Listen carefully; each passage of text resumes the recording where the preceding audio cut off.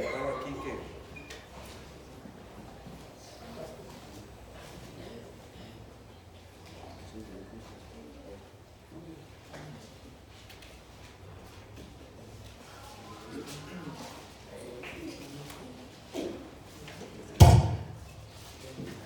ahora sí.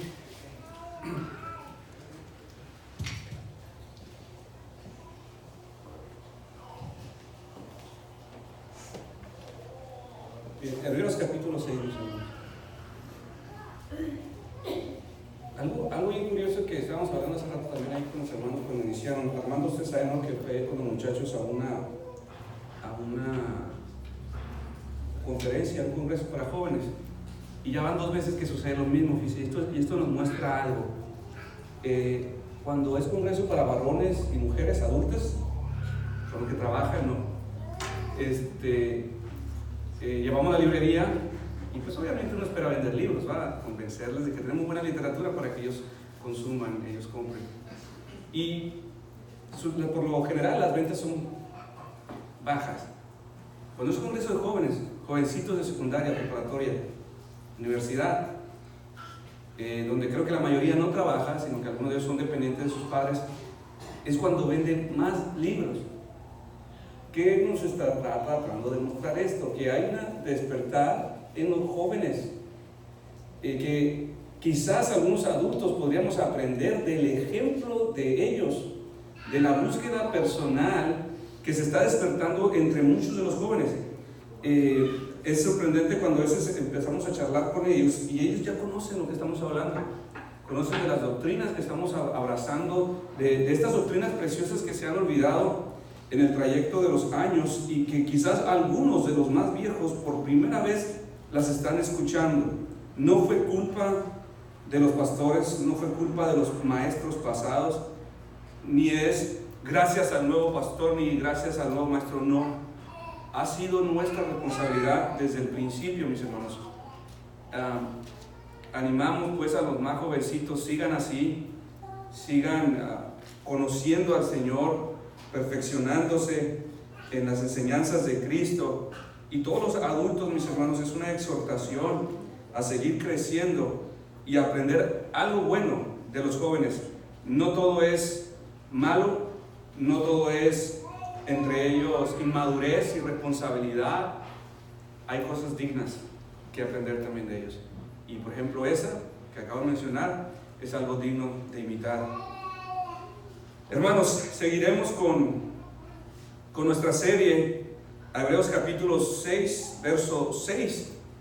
Este mensaje lleva por título una advertencia al que vuelve atrás. Hebreos capítulo 6, verso 6. Nos hemos aventurado a estudiar la epístola de los Hebreos. Hemos estudiado ya bastante tiempo, hemos dedicado horas de estudio para poder tener un acercamiento más preciso a las enseñanzas de este precioso libro, mis hermanos. Y hoy estamos abordando uno de los pasajes más controversiales de todos los libros, una de las porciones más controversiales entre todos los libros de la Biblia. Y Hebreos 6:6 es uno de ellos también. Este pasaje que nos habla la Escritura, el cual dice: y recayeron, sean otra vez renovados para arrepentimiento. Después de lo que diré, he llegado a los límites de lo que he podido entender acerca de lo que habla Hebreos 6, y me ha ayudado mucho los estudios que hemos tenido en el trayecto de estas semanas, al observar todo lo que tiene que decir antes para entonces poder hablar así. Entonces, hermano, esperando que sea de bendición este mensaje, vamos adelante con este mensaje que lleva por título, repito, una advertencia al que vuelve atrás. Habiendo expuesto, mis hermanos, en los pasados mensajes que tanto los incrédulos como los profesantes de la boca para afuera dentro de las iglesias pueden subir tanto. Hablamos metafóricamente, ilustramos como una escalera. Un incrédulo puede subir tanto en el camino de la salvación. puede avanzar sobre los peldaños con pasos firmes, sobre los peldaños de la salvación, sobre esta escalera.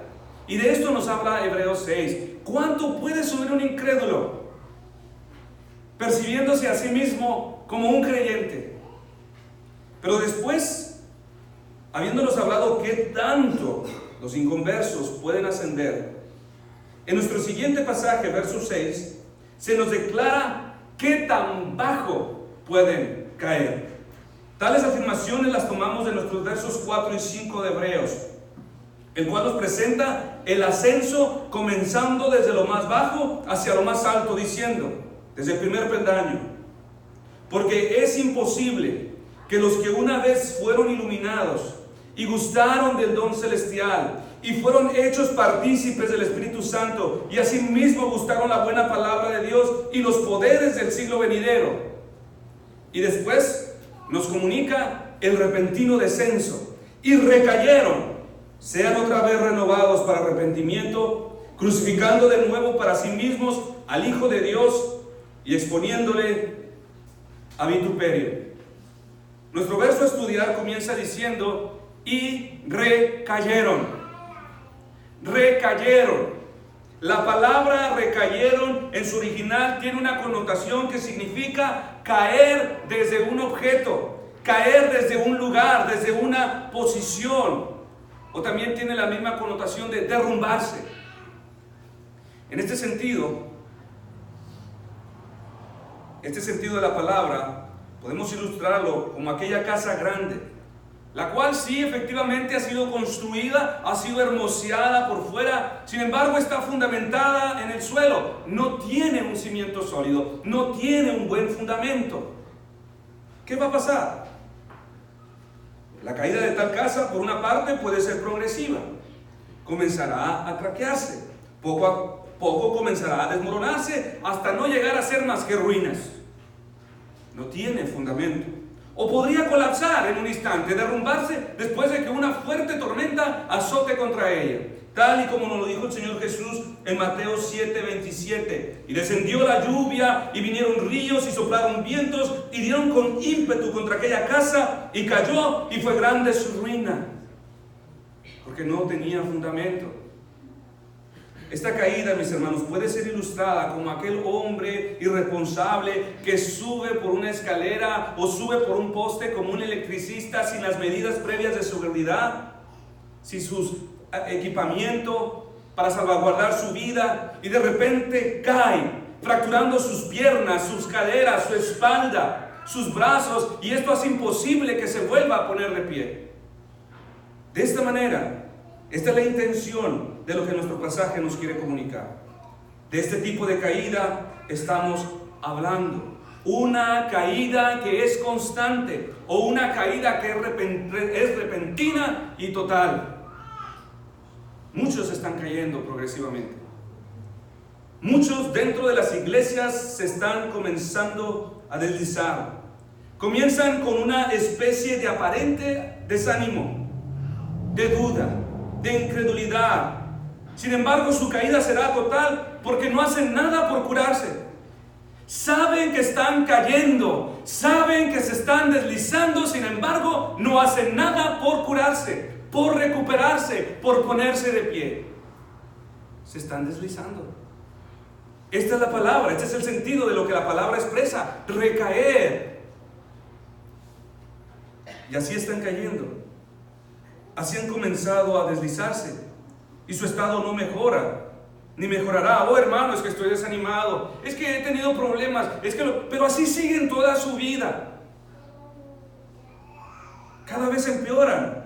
Es como una herida que no se cura, que simplemente se quiere tapar por fuera con una venda. ¿Y qué va a pasar con esa herida? Simplemente se va a pudrir. Va a empezar a producir pus, a emitir aromas no agradables. Así está el estado espiritual de estos hombres de quien nuestro pasaje habla. El corazón de estos hombres se endurece cada vez más, y así continúa en decadencia hasta caer irreparablemente dentro del precipicio. Cada vez es más difícil. Se están deslizando. y están cobrando velocidad. Cada vez es más difícil detenerlo. El recaer, mis hermanos, del que nos habla nuestro texto, evidentemente no está hablando de una caída temporal. No es caer de ciertos pecados, no es caer en ciertos pecados como todos los cristianos caen. Caemos de momento en pecados. Nos endurecemos, herimos nuestra conciencia.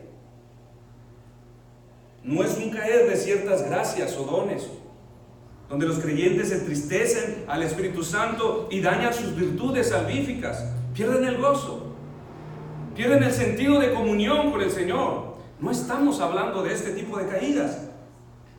No es aquel tipo de caídas donde los hijos de Dios se acarrean para sí los juicios temporales de la disciplina de Dios. No estamos hablando de estas caídas, porque de todas estas caídas el cristiano se levanta. De esta manera, mis hermanos, caen todos los verdaderos cristianos. De estas maneras caen. Pedro fue uno de ellos. ¿Recuerda que él negó a Cristo? Él, con una maldición, quiso poner la estampa, el sello de que él no era un seguidor de ellos. Sin embargo, él fue restaurado. Fue una terrible caída, mis hermanos, negar al Señor Jesucristo. Pero fue confirmado a los hermanos. Ahora, ¿fue la primera vez? No. En Gálatas 2 nos cuenta la Escritura que Pablo tuvo que reprender públicamente a Pedro porque éste tenía miedo a los hombres, especialmente a los de la circuncisión. Se comportaba como judío cuando ellos estaban, por miedo a ellos. Pero cuando estos se iban, entonces se comportaba como gentil. Pero el recaer del que estamos hablando, mis hermanos, es aquel tipo de caída que renuncia completamente a sus deberes para con Dios, tal y como la de aquellos levitas que no quisieron ofrecer más sacrificios a Jehová en Ezequiel 44. Ellos sabían que esto era un mandamiento de Dios y era un deber espiritual que Dios demandaba de ellos. Ellos lo sabían, se lo recordaron, lo leían. Sin embargo, no estaban dispuestos a obedecerlo. ¿Qué sabes tú que el Señor demanda de ti? ¿Qué sabes que está escrito que tú deberías de hacer? ¿Eres como estos hombres? Sí lo sé, pero no estoy dispuesto a obedecerlo. O como la de aquellos que blasfeman en contra de toda forma de piedad, en 1 Timoteo 1:20, de los cuales son Himeneo y Alejandro, a quienes entregué a Satanás para que no aprendan a blasfemar, dijo Pablo. Quizás ahí en las redes sociales de Israel estaban compartiendo chistes de Jesucristo, haciendo humor, sátira de su obra, de sus palabras, y eran unos blasfemos delante de Dios. O la de aquellos que, habiendo conocido la verdad, prefieren escuchar las herejías de enlace, de falsos maestros, falsos profetas. 1 Timoteo 4:1-2, pero el Espíritu dice claramente que en los postreros días, estos postreros días, mis hermanos, no son los futuros, se refiere a esta época de gracia, a la era después de Cristo. Algunos apostatarán de la fe, escuchando a espíritus engañadores y a doctrinas de demonios. No tienen nada que ver con las Escrituras, son sensacionales, son emocionales, son místicas, no están en las Escrituras. Por la hipocresía de mentirosos que, teniendo cauterizada la conciencia, prohibirán casarse y mandarán abstenerse de alimentos que Dios creó, para que con acción de gracias participemos de ellos, los creyentes y los que han conocido la verdad. Es cosa muy común, mis hermanos, que los perseguidores más implacables y rapaces en contra del cristianismo son aquellos mismos quienes en sus inicios participaron de la congregación, participaron en una iglesia, caminaron como verdaderos creyentes. Estos son los que con mayor violencia e insistencia persiguen a los predicadores, persiguen a todos los que profesan fe, blasfeman en contra de Cristo. Allí tiene el ex pastor que se llama Joshua Harris. Este hombre se pronunció totalmente en contra del matrimonio igualitario, se pronunció totalmente en contra de las relaciones antes del matrimonio, habló en contra de la homosexualidad, de hecho escribió un libro. ¿Pero qué pasó después? Pasó un tiempo, ¡pum!, la noticia. El pastor Joshua Harris estaba desfilando en el colectivo o en el lobby gay. Amor es amor, con una bandera y un arcoíris, pidiendo disculpas a todos los homosexuales por haberles ofendido. Me retracto de lo que escribí. Y decía, ya no soy cristiano. Así mismo fueron muchos de los fariseos. Se exhibían públicamente como hombres de Dios, maestros de la verdad. Pero Jesucristo les dijo, ustedes son como sepulcros blanqueados. En Mateo 23, ahí no lo podían engañar. De todos estos, mis hermanos, y de todos aquellos que están en esta misma condición, al principio del verso 4 nos dice, porque es imposible. ¿Qué es imposible? Que si recaen, sean otra vez renovados.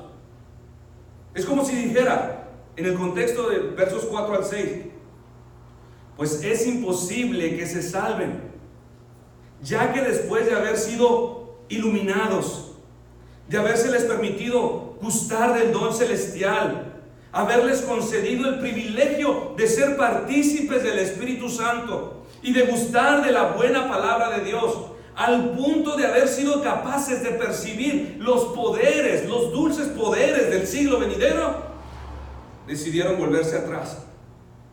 ¿Qué más queda? Estaban en su mejor oportunidad para arrepentirse. Tenían todo lo que necesitaban. Fueron tan favorecidos con toda clase de evidencia, don, palabra. Fueron bendecidos con el privilegio de tener el Evangelio en sus oídos.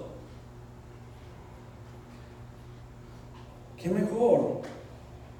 Pero estos retrocedieron. Eso fue lo más absurdo y fatal de estas personas. Las mejores condiciones para confiar en Cristo les fueron concedidas y estos no las aprovecharon, no las honraron. Es como si pudiéramos oír la misma voz de Dios, tal y como se los dijo al pueblo de Israel en Isaías 5, y escucharla hoy a partir del verso 4. ¿Qué más se podía hacer a mi viña que yo ya no haya hecho en ella? ¿Qué más podía hacer?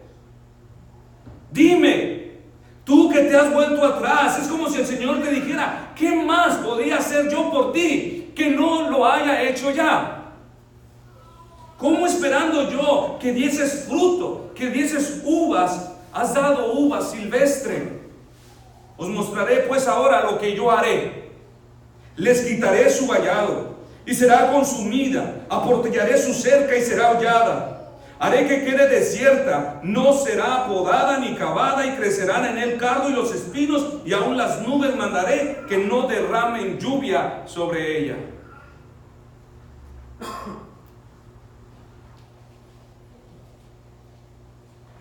Dios les había dado tanto.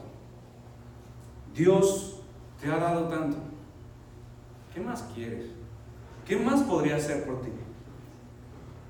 Si se alejaban de tan enormes privilegios, si te alejas de tan enorme privilegio, mis hermanos, mi hermana, lo harás por una sola razón: un corazón malvado, un corazón lleno de incredulidad. No hay más respuesta a tu desvío. No hay más respuesta, no hay otra razón por la cual no obedeces. No hay otra razón por la cual vuelves atrás. Este pecado que estamos describiendo es el pecado imperdonable, mis hermanos, de lo que nos habla nuestro Señor en Marcos capítulo 3, en el verso 28. De cierto os digo que todos los pecados serán perdonados a los hijos de los hombres, y las blasfemias, cualquiera que sean. Todas estas cosas yo las perdonaré, pero cualquiera que blasfeme contra el Espíritu Santo no tiene jamás perdón, sino que es reo de juicio eterno. Y es precisamente, mis hermanos, esta clase de pecado por lo que el perdón es imposible. Desde este lado de la eternidad, desde esta esfera de lo terrenal, mis hermanos, antes de que los hombres puedan llegar a ser realmente salvos, Se tiene que conceder de parte de Dios cierto grado de entendimiento acerca del Evangelio. Algo de iluminación. Les tiene que conceder una degustación de la buena palabra de Dios para que entonces los hombres deseen comer. Mas estos no quisieron más. Dios a todos estos les concedió algo de su gracia común. ¿Qué les dio? Lo hemos enseñado ya durante estas semanas. Les dio iluminación, les dio dones, les permitió participar de su espíritu, les dio una degustación del Evangelio y de su reino venidero. ¿Para qué? Para que sus mentes entendieran, para que conocieran la verdad, para que sus corazones fueran humillados y renunciaran a cualquier forma de esfuerzo personal por salvarse a sí mismos. En sencillas palabras, para que se prepararan y se dispusieran a buscar una mejor gracia de parte de Dios. Pero estos no la desearon, no la buscaron, no trabajaron en ello. ¿Qué más podría ser? Esto es blasfemar en contra del Espíritu Santo. Toda su obra estuvo delante de sus ojos. Rechazaron la única forma en que Dios habrá de salvar a los hombres. No existe otra forma. Ahora, mis hermanos, no pinte un cuadro mental donde inicialmente percibe a todos estos hombres airados contra la iglesia, enfurecidos contra Cristo. No, estos hombres y mujeres recibieron el Evangelio, se congregaron e hicieron grandes cambios en sus vidas, dieron gracias a Dios. Hemos dedicado 5 sermones para tratar de mostrar todo este progreso en las semanas pasadas. Estos progresaron tanto, hicieron tanto sin llegar a ser realmente verdaderos creyentes. De estos, de los que hemos hablado, están en la congregación, están reunidos en las iglesias alrededor del mundo. Estos cambios, esta alteración, esta gracia que ellos experimentaron, nuestro texto le llama renovación. Y recayeron, sean otra vez renovados. Todo lo que les ha sido concedido a estos hombres, la iluminación, la participación del Espíritu Santo, la degustación de la buena palabra de Dios, la degustación de los poderes del siglo venidero, el don de la salvación, todo esto es lo que está hablándose de la renovación que recibieron. Esto es crucial para lograr entender nuestro pasaje, mis hermanos. Sean otra vez renovados. Por renovación, ojo, nuestro texto no se refiere a la regeneración de los verdaderos creyentes. Se refiere a esa alteración, a ese cambio, a esa mejora que procede solo del Espíritu Santo para el beneficio de los hombres. En Tito 3:5 dice claramente: nos salvó no por obras de justicia que nosotros hubiéramos hecho, sino por su misericordia, por el lavamiento de la regeneración, es una cosa, y por la renovación en el Espíritu Santo es otra. A esto se les concedió un cambio de mente, un cambio de pensamiento. Se les concedió entender, aún participar de dones, degustar cómo será el reino venidero. Déjenme explicarle con mayor detalle, mis hermanos, porque es crucial de lo que estamos hablando. Lo que nuestro pasaje nos quiere enseñar es que el hombre, después de la caída, cayó en un estado de miseria y muerte espiritual que lo inhabilitó de poder. No puede ahora buscar voluntariamente a Dios. Cualquier acercamiento personal del hombre por el Señor o las cosas espirituales tiene que proceder del Espíritu Santo. Tiene que proceder de la obra de Dios. Romanos 3:11. No hay quien entienda. Si alguno tiene entendimiento, tiene que proceder de Dios. No hay quien busque a Dios. Si alguno busca a Dios, tiene que proceder de Dios. Por lo tanto, si existe alguna mejora, algún progreso hacia lo espiritual, necesariamente tiene que proceder del Padre de las luces. Tiene que proceder de la operación renovadora del Espíritu Santo sobre la mente de los hombres. No puede nacer en el hombre, no puede ser alcanzada en sus propias fuerzas, no puede ser buscada por ellos mismos. Esta renovación, mis hermanos, de la que nos habla nuestro texto, es una misericordiosa operación de parte de Dios para mejorar, para alterar el estado del hombre caído. Su intención es que al concederles tal gracia, ellos puedan ser preparados por la misma gracia que procede de Dios para una mejor gracia. Todo lo que puedes tener sin llegar a ser realmente salvo, mis hermanos, es lo que estamos hablando. Oh, yo sé que Jesús es el Hijo de Dios. Estoy seguro que hay un reino. Yo estoy seguro que hay un Dios. Esto tiene que proceder del Espíritu Santo. Tiene que proceder de Dios, del Padre de las luces, de donde toda buena dádiva procede a los hombres. Por ejemplo, estoy diciendo que todo esto el Señor le ha sido dado a los hombres para que ellos se preparen, para que ellos busquen una mejor gracia. Por ejemplo, a los hombres ser convencidos por gracia de la verdad, se les puede conceder. Se les puede conceder que ellos sean convencidos de la verdad, pero deben de buscar una mejor gracia. Y la palabra nos dice, no sean solo oidores, sino hacedores de la verdad. Una gran diferencia. Podemos ser oidores de la palabra, buenos entendedores. Sin embargo, dice, esto no es todo lo que requiere. Se requiere una mejor gracia, hacedores de la palabra. Podemos ser por la gracia, ser convencidos de nuestra condenación. Y entonces procuremos hacer algo para salvarnos a nosotros mismos. Se requiere una mejor gracia. Confiar de todo corazón en Cristo. Se nos puede permitir degustar los poderes del reino venidero. O sea, tener una percepción de la gloria venidera, de la paz, de la felicidad, de cómo sería ese lugar sin enfermedad, sin muerte, sin sufrimiento, sin carencia, sin tristeza. Puede concedértelo el Espíritu Santo. Sin embargo, mis hermanos, se requiere una mejor gracia para que al contemplar esto también a la misma vez contemples el mundo y sus placeres como basura. Tú podrías añorar el cielo y aún percibir su dulce aroma, mientras a la vez amas el mundo. Se requiere de una mejor gracia, mis hermanos, para confiar en Dios. Podrías confiar en los atributos de Dios. Podrías confiar en su buena voluntad, en su bondad, en su misericordia. ¿Sabe que eso es lo que todos los hombres hacen? En eso fundamentan su salvación. Tanto el incrédulo que escucha la palabra como el incrédulo que jamás la escucha. Usted pregúntele a cualquiera allá afuera, ¿sabes que eres al cielo? ¿Por qué? Es que Dios es tan bueno, es que Dios es amoroso, es que es un Dios de misericordia. ¿Sabes quién se lo predicó? La creación. Es una revelación natural, no se la puede dar. A mí me sorprende cuando algunas personas que jamás se pararon en la iglesia, hicieron una oración en su vida, se encomendaron a Dios y el mundo cree que es salvo. Él solamente tiene una revelación natural del mundo. Esta no sirve para salvar a nadie. Se requiere de una salvación especial. Se requiere de que el Espíritu Santo confirme a nuestros corazones de que son hijos. Esto es totalmente diferente. Todos creen que Dios les ama. Todos creen que Dios es bueno. Es una verdad. Sin embargo, en eso no se fundamenta la salvación. Se fundamenta en que la promesa de salvación, el Espíritu Santo se lo ha confirmado individualmente al corazón del hombre. Lo demás, revelación general. Dios es bueno, Dios es amoroso, me tiene que salvar. Revelación general, no sirve para salvar, solamente deja al hombre sin excusa.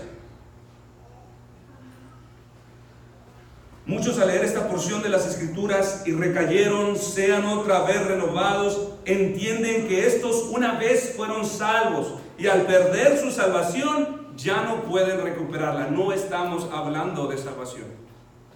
No es de lo que habla nuestro texto. La palabra usa esta misma palabra, renovación, tanto para incrédulos como para creyentes, porque esta operación procede de una misma persona, el Espíritu Santo. Sin embargo, como hemos dicho, no estamos hablando del nuevo nacimiento, sino de una virtud que por gracia coloca al pecador en una mejor posición para reconocer todo a cuanto de Dios se refiere, para conocer sus juicios, para percibir su santidad, su ira, su misericordia, y entonces pueda descubrir su estado desesperado delante de Dios y corra a Cristo por salvación. Su mente ha sido renovada para que despierte a la realidad. ¿Qué quieres? ¿Seguir confiando en tus caminos o puedes contemplar al Salvador? Elige. Ahora, usando el contexto inmediato de Hebreos 4 y 5, procederé a explicar con algunas citas cómo estas gracias comunes, mis hermanos, esta renovación sobre los hombres les son dadas con la intención de que estos no se pierdan al procurar una mejor gracia. que pasarán de tener solo una profesión a tener una verdadera posesión. Muchos se quedan en el intento, en tener solo una profesión de fe, pero no poseen fe verdadera. Para esto mencionaré el estado natural del hombre primero. Después podemos ver la alteración favorable de la renovación en la mente de todos estos que estamos hablando, y con algunas pruebas bíblicas demostraremos que los que se apartan de la fe lo hacen porque no avanzaron más de lo que por gracia les fue concedido hacer. Por ejemplo, primero, los hombres en su estado caído están en tinieblas, no tienen conocimiento, no tienen entendimiento de Dios. Más por la misericordiosa renovación del mismo Espíritu es que algunos fueron, ¿qué? Iluminados. O sea, su estado original es alterado, es mejorado, es renovado. ¿Para qué? Para que se preparen para una mejor gracia. Cristo habló de aquellos que, habiendo recibido esta gracia de renovación, no se prepararon. En Lucas 12:47, aquel siervo que, conociendo la voluntad del Señor, aquel siervo que fue iluminado, no se preparó ni hizo conforme a su voluntad, recibirá muchos azotes. Estos se quedaron en el intento, no avanzaron más. También dijo de los fariseos: hagan lo que ellos dicen, pero no lo que ellos hacen, en Mateo 23:3. Estos que eran solamente oidores de la buena palabra, sin embargo su comportamiento y su conducta era reprobada delante de Dios. Sus pensamientos, sus motivaciones, sus deseos. Sí, ellos habían tenido entendimiento, ellos sabían las respuestas, eran muy sabios. El Señor Jesucristo, si fuera estado parado aquí, nos diría: sí, escuchen a estos maestros, todo lo que ellos dicen es verdad, están bien iluminados, sin embargo no hagan lo que ellos hacen. Se quedaron en el intento. Pablo reprendió a estos tipos de maestros que fueron iluminados en Romanos 2:17. He aquí tú tienes el sobrenombre de judío y te apoyas en la ley y te glorías a Dios y conoces su voluntad e instruido por la ley apruebas lo mejor. Más adelante le dijo a este mismo: tú pues que enseñas a otro, ¿no te enseñas a ti mismo? Tú que predicas que no se ha de hurtar, hurtas. Tú que dices que no se ha de adulterar, adulteras. Tú que abominas de los ídolos, cometes sacrilegio. Tú que te jactas de la ley, con infracción de la ley deshonras a Dios. Porque como está escrito, el nombre de Dios es blasfemado entre los gentiles por causa de vosotros. Estos hombres bien iluminados, o sea, en su estado natural estaban perdidos, en tinieblas, sin entendimiento. Viene la iluminación a ellos, se convierten en maestros. Sin embargo, ahí se quedaron, reprobados. Los hombres en su estado caído permanecen en un estado de condenación, privados de toda vida espiritual. Mas es por el mero afecto de la voluntad de Dios que el Señor no ha encubierto a los hombres su salvación, sino que el Señor se las ha revelado, ha dejado que ésta sea publicada por todo el mundo, a lo que Él llama el don celestial. ¿Para qué? Para que estos, al tener una degustación de ella, sean estimulados a pedirla a aquel que se las puede dar. Recuerda a la mujer samaritana en Juan 4. Jesús le estaba dando una degustación de la salvación a aquella mujer en el pozo de Jacob, diciéndole allí en el pozo: si conocieras, si te fuera revelado el don de Dios, y quién es el que te dice dame de beber, tú le pedirías y Él te daría agua viva. Jesús estaba hablando del don de la salvación, del agua viva que lleva a la vida eterna. Los hombres en su estado caído permanecen separados de la presencia favorable de Dios en sus vidas. Por eso no pueden más que errar en todo lo que hagan. Cuando Moisés lidiaba con los corazones del pueblo hebreo, ¿lo recuerdan? Allá estos hombres necios, endurecidos. Esto le llegó a decir en Números 11:29: ojalá y Jehová pusiera su espíritu en todo el pueblo, entonces entenderían, entonces no serían tan necios. Así que Dios, con el deseo de mejorar el estado miserable del hombre, Dios concede que ciertas influencias, ciertos dones y poderes de su espíritu permanezcan en las vidas, mentes y corazones de los hombres caídos. ¿Para qué? Para que estos, al participar del Espíritu Santo, puedan ser motivados a rendirse al Señor y a someterse a su señorío. Pero a pesar de esta operación favorable de renovación del Espíritu en ellos, Esteban dijo en Hechos 7:51: duros de incerviz e incircuncisos de corazón y de oídos, vosotros resistís siempre al Espíritu Santo como vuestros padres, así también vosotros. La mejor condición, tan favorecidos, tan bendecidos con esto, ellos le resistían. De Saúl se dice en 1 Samuel 10:1 que fue ungido con el Espíritu Santo para gobernar sabiamente. En el verso 9, que Dios cambió su corazón, le dio una renovación de corazón. En el verso 10 nos dice que el Espíritu vino con poder con él y sobre él, y profetizó. Saúl, entre los profetas, fue ungido, fue cambiado su corazón, recibió dones y profetizó. Y de hecho, no me malinterprete, cuando la palabra habla de que mudó su corazón o cambió su corazón, dice le está dando otra forma de pensar. No habla de un nuevo nacimiento, ni habla de que regeneró su corazón. Simplemente le dio una nueva mentalidad. Jesús igualmente.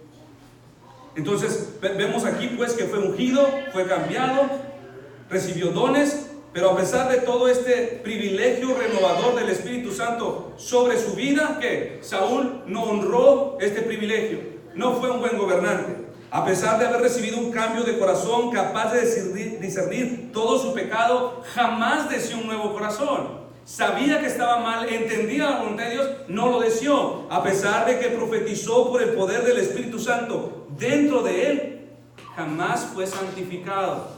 Jamás participó de la verdadera obra del Espíritu Santo: purificar, santificar a los hombres. Podría tener aquí usted un profeta ungido hablando de cosas celestiales y diría: wow, el Espíritu Santo de él está en él, el Espíritu Santo está en él. Sabemos que el Espíritu Santo está, sí, pero no en todos mora, no en todos vive, no en todos hace su casa. Donde él hace su casa, él la hermosea, él la adorna, él la purifica, él la santifica. ¿Podría cualquier hombre profetizarle, mis hermanos? Sin santidad nadie verá a Dios. No son los dones, las evidencias de los salvos, no son los dones, dijo el Señor, que muchos me dirán en aquel día, y ellos se afianzan en sus dones. Hey, predicamos, enseñamos, hicimos milagros, dones, mira mis dones, mira mis dones. Yo les di mis dones, participaron de mi Espíritu Santo. Sin embargo, ¿no leíste Hebreos 6? Que todos estos se perdieron, mas por los frutos los conocerán. Apártense de mí, hacedores de maldad. Es por los frutos.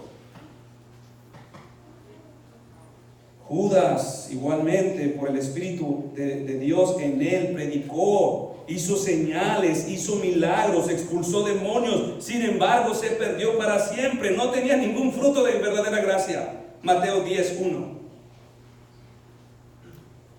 Los hombres en su estado natural, mis hermanos, son amantes de la mentira, son ignorantes, sus propios razonamientos son necios y su entendimiento es pervertido. Entonces el Señor les concede que gusten de la buena palabra de Dios, tal y como ustedes en esta mañana. El Evangelio, para que éste, al renovar sus razonamientos, puedan ser movidos a no solo creer intelectualmente, no solo amar la verdad, sino más allá, a confiar completamente en aquel del que nos habla este buen mensaje de Dios. Sin embargo, los que recayeron, a pesar de habérseles concedido este gran privilegio, no quisieron permanecer en él.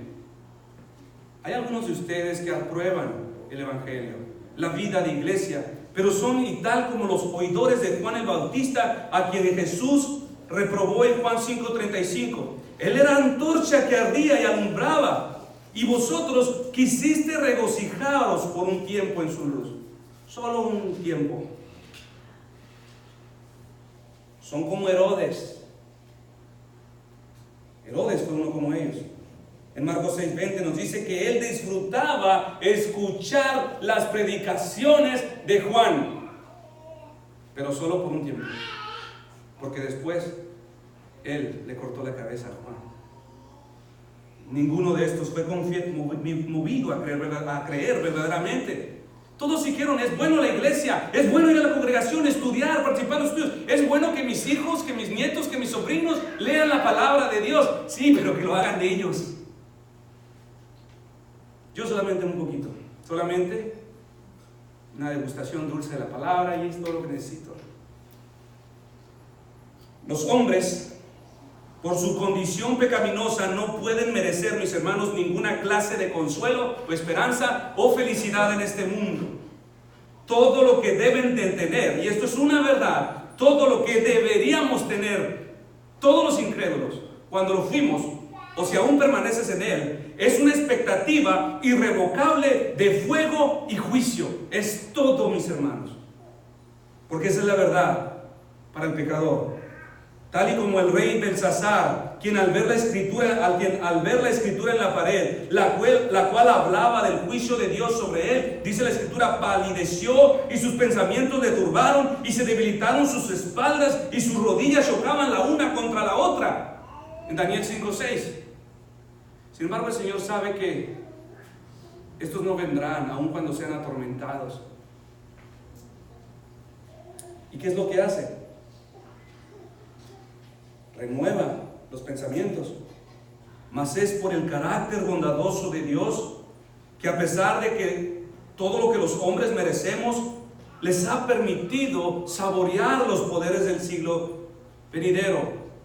Se ha dispuesto a que puedan percibir la dulzura de la promesa futura, el consuelo esperado, la plenitud y gozo que disfrutarán todos los que entren, y así desprecien esta vida terrenal y sean movidos a procurar un bien más excelente. Pero tal y como aquel que estaba sentado a la mesa, que escuchó hablar a Jesús de estas cosas venideras, exclamó: bienaventurado es aquel que coma del pan en el reino de Dios, en Lucas 14. O lo que movió a Balaam, ¿se acuerda este hombre apóstata del que nos habló Pedro? Balaam deseó la muerte que mueren los justos y tener el fin que ellos tendrán. Completamente en un estado de incredulidad podían percibir cómo será el reino venidero. Completamente en un estado de reprobación podían decir: es un buen lugar y es un lugar donde todos deberíamos entrar. El cielo. Todos quieren entrar al cielo. Muchos creen que van a entrar al cielo porque Dios les ha permitido una degustación de su promesa. Dios le ha permitido que la saborees para que busques una gracia más excelente. Y en este contexto es que Hebreos 6, del 4 al 6 nos dice: porque es imposible que los que una vez fueron bendecidos con toda esta poderosa renovación, toda esta mejora, toda esta gracia preparatoria en sus vidas, es imposible que después de habérseles concedido tanto y recayeron, sean otra vez renovados, dice. Ya más no puedo hacer. ¿Qué más podría hacer el Espíritu Santo por ellos? Si siempre le resistieron, si no le creyeron, si al final se gozaron un poco en su luz, si solamente se sirvieron de su poder. Ya no hay otra palabra, mis hermanos. Ya no hay otro camino, ya no existe otra mejor condición para abrazar a Cristo como Salvador. Él les ha dado la mejor posición, el Señor se los ha dado, el Señor se los ha presentado. De cierto os digo, todos los pecados serán perdonados, aún la blasfemia. Pero cualquiera que blasfeme contra el Espíritu Santo, cualquiera que dé la espalda a todo este privilegio, no tiene jamás perdón, sino que es reo de juicio eterno.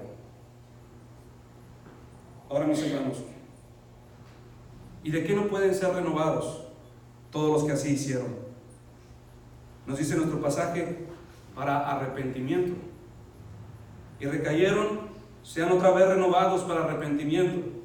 Se menciona la palabra arrepentimiento porque el arrepentimiento es un medio para ser perdonado por Dios. Es el cambio de mente, es el cambio es el dolor por nuestro estado pecaminoso, es la alteración genuina de aborrecer el pecado y amar todo lo santo, amar al Señor, amar a su iglesia, amar su palabra. Produce una vida que, aunque recae muchas veces en pecado, porque mora en él un arrepentimiento que procede de Dios, es agradable delante del Señor. no es solamente que dejó algunos pecados, unos grandes, ¿no? Los más escandalosos. Deja totalmente cualquier forma de pecado. No es que solamente se aparta de aquello que más daño le hace. Dejé el cigarro, dejé el alcohol, dejé aquello, dejé el otro. Se aparta de toda forma de pecado. Esto nos habla de un arrepentimiento verdadero. Pero a pesar de que Dios les ha concedido todo esto que hemos venido enseñando, no se humillaron, no prepararon sus corazones, no quisieron reconocer su culpabilidad, no desearon arrepentirse, continuaron recayendo, continuaron deslizándose, y allí estaban expuestos a todos estos privilegios, pero continuaban deslizándose desde las bancas de una iglesia, desde las bancas de una sinagoga. Mis hermanos, esto quiero dejar muy en claro, no es una ayuda del Espíritu Santo, donde después de que el Espíritu Santo obra, ahora te toca a ti contribuir en tu salvación. No estoy hablando de eso. Lo que estoy tratando de expresar es como aquel tronco cortado que usé hace tiempo para ilustrar esta verdad. Es que todos somos como troncos cortados, y al exponernos a todos estos privilegios necesitamos prepararnos. ¿Qué? Es secar nuestra condición. Secar nuestra condición, humillarnos, arrodillarnos, negarnos a nosotros mismos. Estamos secándonos para que si en un momento al Señor le place concedernos por la flama de su Espíritu encendernos, que así sea. Nosotros no contribuimos a nuestra salvación. Lo único que podemos hacer es humillarnos, es quebrantarnos, es mortificar, es apartarnos. Es como si estábamos secándonos para esperar en el Señor una mejor gracia. Por la gracia común podemos hacer todo esto, pero sin la gracia salvífica de Dios, el espíritu del hombre jamás se puede encender. Solo lo que podemos hacer es retroceder. Nicodemo, mis hermanos, uno de los principales sacerdotes y miembros del Sanedrín, es un buen ejemplo para todos ustedes. Él no se quedó estancado en el camino de la salvación como todos estos que hemos mencionado. Él avanzó, él preguntó, él buscó, él escudriñó las Escrituras hasta que obtuvo verdadera fe. Nicodemo aún no había nacido de nuevo y pudo ser capaz de confesar, de tener cierto entendimiento, esta iluminación. Rabí, sabemos que has venido de Dios como maestro. Sabemos, porque nadie puede hacer estas señales que tú haces si no está Dios con él. Fueron testigos de la obra del Espíritu Santo. Él era un incrédulo. Y mire la preciosa confesión que hizo. Todo lo que hizo fue escalar, pero seguía siendo tan incrédulo. ¿Qué le dijo el Señor después de que Nicodemo habló todas estas cosas? Nicodemo, necesitas nacer de nuevo. Aunque sabes tanto, Nicodemo necesita ser salvo. Pero sabemos, mis hermanos, que después Nicodemo fue salvo. En Juan 19, del 38 al 39, dice acerca de él, después de la crucifixión de Cristo, donde todos los demás sacerdotes le dieron su espalda y lo crucificaron a Jesús. Después de todo esto, José de Arimatea, que era discípulo de Jesús, pero secretamente por medio de los judíos, rogó a Pilato que le permitiese llevarse el cuerpo de Jesús, y Pilato se lo concedió. Entonces vino y se llevó el cuerpo de Jesús. También Nicodemo, el que antes había visitado a Jesús de noche, vino trayendo un compuesto de mirra y de aloes como 100 libras. No importa que me maten por identificarme con Cristo. Nicodemo es un buen ejemplo a seguir, pues él no fue como los otros fariseos, los otros sacerdotes que se quedaron con la luz del entendimiento y es todo lo que desearon. Él avanzó hasta identificarse con Cristo. Sin embargo, mis hermanos, parece que hay muchos más a los que les ha placido perseguir el ejemplo de los otros rabinos, el ejemplo de todos los principales sacerdotes quienes crucificaron al Señor. Esto lo expresa nuestro pasaje aquí mismo, de todos aquellos que después de recibir todo esto le dieron la espalda al Señor, crucificando de nuevo para sí mismos al Hijo de Dios y exponiéndole a vituperio. ¿Qué es lo que está diciendo?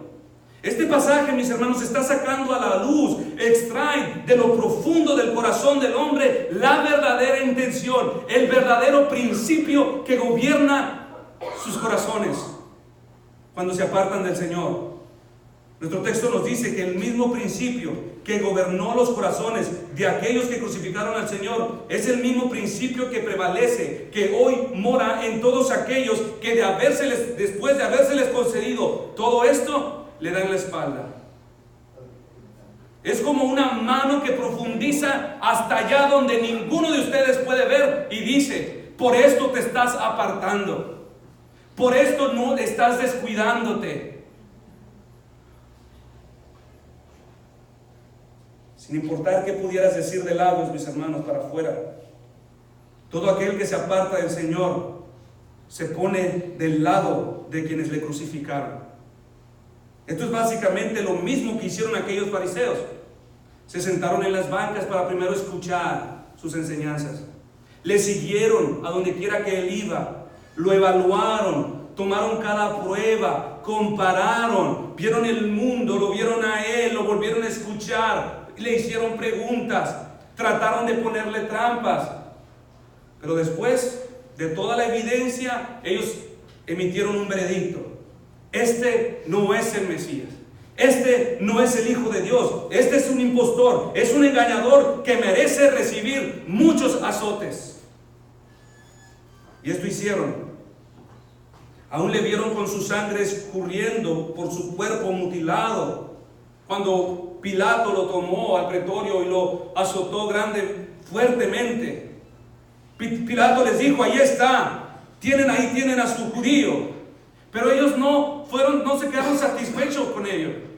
Ellos ahora gritaron: crucifíquenle.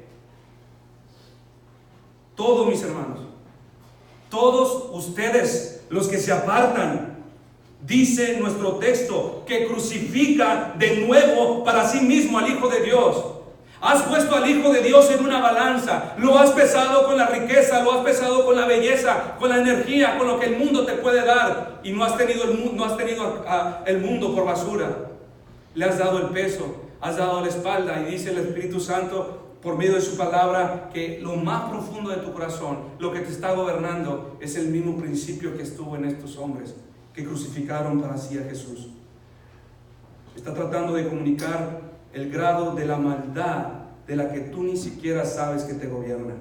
Todo aquel que se aparta, todo aquel que ha sido favorecido con toda clase de privilegio y pruebas para amarle, para confiar en él, pero que aún así le da la espalda, solamente nos habla de un corazón malvado. Y aunque te parezca increíble,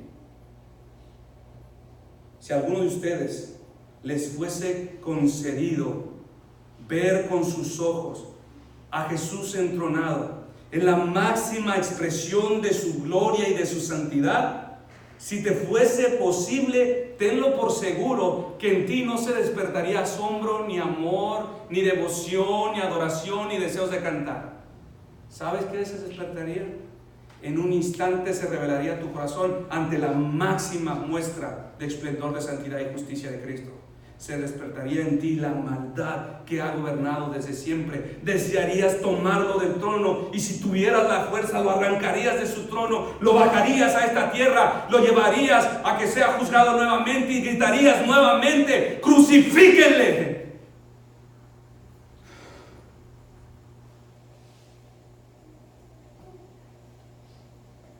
Así de grave es el estado, mis hermanos, de todos los que se apartan. Así de grave es la maldad de todos ustedes que han escuchado el Evangelio y que aún no aman al Señor como debería ser amado, servido, adorado. Solo se saciarán con golpearlo, con escupirle otra vez, con abofetearlo, con descargar su ira.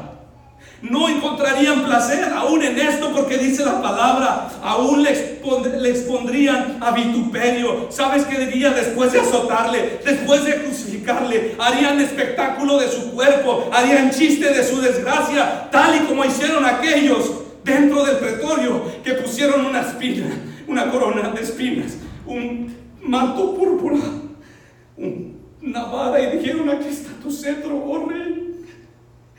Y se burlaron, hicieron reverencia de él, lo sacaron al lugar de ejecución y así se lo llevaron, y hicieron chiste y se burlaron de él. continuaron riéndose de él, del Salvador, para hacer espectáculo, para hacer un show para los hombres. Lo clavaron en medio de 2 ladrones, dijo: tengo sed, y le dieron vinagre. Lo expusieron a las más grandes vergüenzas, vergüenza que ni yo he sido expuesta. Y pusieron un precioso letrero, sí, con un corazón sarcástico: Jesús el Nazareno, Rey de los judíos. Así son todos ustedes que desprecian el Evangelio. Así son todos aquellos que no le obedecen, mis hermanos. Cuando alguien ha oído el Evangelio y se aleja, hace exactamente lo que estos judíos hicieron. Aunque nunca tomes el martillo, aunque nunca tome los clavos, aunque nunca pongas la corona de espinas sobre su cabeza, ni des un cetro para burlarte de él, lo que estás diciendo: estoy de acuerdo con la crucifixión, yo también. Tengan mi voto, yo gritaré: crucifíquenle. Te has puesto del lado de Judas, te has puesto del lado de Saúl, te has puesto del lado de Balaam, de Faraón, de Pilato y de aquella multitud que gritó embravecida contra el Hijo de Dios. Si esto pasa, mis hermanos, contigo después de haber recibido tanta luz, solamente hay una respuesta: has apostatado de la fe. La salvación está fuera de tu alcance. Has rechazado a Jesucristo a plena luz y no hay poder que pueda salvarte. No lo hay. A estos el Señor les dijo: porque mejor les hubiera sido no haber conocido el camino de la justicia, que después de haberlo conocido, volverse atrás del santo mandamiento que les fue dado. Ahora su herida es incurable. Ahora les espera el más ardiente de los castigos. Hebreos 10:29: ¿cuánto mayor castigo pensáis que merecerá el que pisoteare al Hijo de Dios y tuviere por inmunda la sangre del pacto en la cual fue santificado e hiciere afrenta al Espíritu de gracia? Si sabes tú, mi hermano, que desde hace tiempo te estás deslizando, lo mejor que puedes hacer es venir a Cristo sin demora, es volver a Él. Lo mejor que puedes hacer es reconocer que estás colocado en la trinchera de los enemigos. Apocalipsis dice que Él regresará y que los que le traspasaron lo verán en toda su gloria y será grande, grande su lamentación. Arrepiéntete, mis hermanos, y sal de ese lado y únete a los que le han amado. No puedes, lo has intentado quizás. Repito, hoy es el día de la salvación. No le des la espalda a Cristo. Ven sin demora, pídele a Él. Él es el Salvador. Aun cuando mencionamos que la crucifixión fue obra de estos hombres, fue la mano especial, la obra soberana de Dios, ordenando todas estas cosas para pagar el precio de lo que merecía el pecador. Y hay perdón, hay salvación. Si hoy te he descrito, no desprecies esta luz otra vez. Si otra vez el Señor en su misericordia le ha concedido, le ha placido darte el Evangelio una vez más, no lo desprecies, hazlo pronto.